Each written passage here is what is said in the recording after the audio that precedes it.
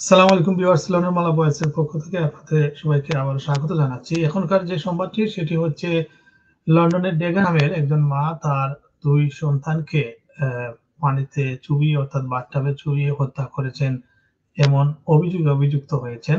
আ এদের মধ্যে একজনের বয়স হচ্ছে ২ এবং আরেকজনের বয়স হচ্ছে ৫। আ এই ঘটনায় মাকে দোষী সাব্যস্ত করা হয়েছে এবং এপ্রিলে তার শাস্তি ঘোষণা করা হবে।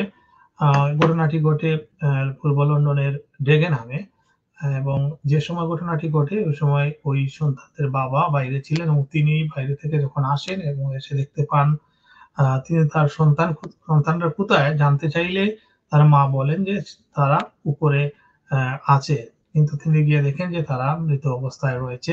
এই অবস্থায় পুলিশ কল করা হলে এবং অ্যাম্বুলেন্স আসে এবং এসে তাদেরকে মৃত ঘোষণা করে। সেই নিউজটি কি সেটি আপনাদেরকে একটু পড়ে শোনাবো বিবিসির তথ্য অবলম্বনে। বিবিসিতে যে নিউজটি এসেছে সেখানে বলা হয়েছে একজন মা তার ২ ছেলেকে হত্যার দায়ে দোষী সাব্যস্ত হয়েছেন।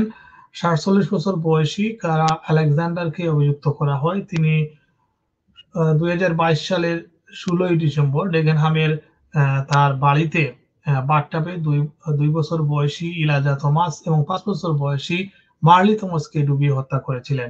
আলেকজান্ডার তার ছেলেদের হত্যার অভিযোগ অস্বীকার করেন।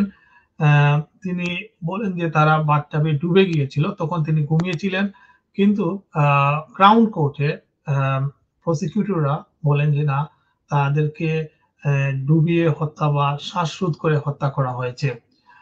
আ জুরিরা জানান যে ছেলেদের বাবা আ যখন আসেন এসে তাদেরকে দেখার কথা বললে আলেকজান্ডার তার বাবাকে বলেন যে বাচ্চারা উপরে আছে। তখন তিনি উপরে গিয়ে ২ তলায় আ বাম বেডের নিচের অংশে রাখা তাদের পায়জামা পরিহিত অবস্থায় দেখতে পান এবং কয়েক ঘন্টা আগেই তারা মারা গিয়েছিল বলে আ সিপিএস রিপোর্টে বলা হয়েছে। আ শেষ মুহূর্তে আ ছোট এই বাচ্চাদের কি ভয়াবহ অবস্থা হয়েছিল তা কল্পনাও করা কঠিন বলে মন্তব্য করেছেন প্রসিকিউটররা। একজন মা-বাবার দায়িত্ব হলো তার সন্তানদের সুরক্ষা নিশ্চিত করা, কিন্তু আ আলেকজান্ডার তার আপন সন্তানদেরকে এবং সন্তানদের জীবন কেড়ে নিয়েছেন বলে বিবিসি জানিয়েছে। মেট্রোপলিটন পুলিশ জানিয়েছে আলেকজান্ডারের শাস্তি ঘোষণার তারিখ হবে ১১ এপ্রিল।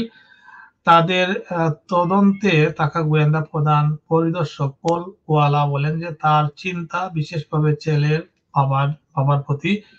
আ কোনো অভিভাবকই এমন ভয়াবহ অভিজ্ঞতার মধ্য দিয়ে যাওয়া উচিত নয়। তারপর সেই সমস্ত তথ্য শোনা এবং যা ঘটনা ঘটেছিল তা খুবই নির্মম।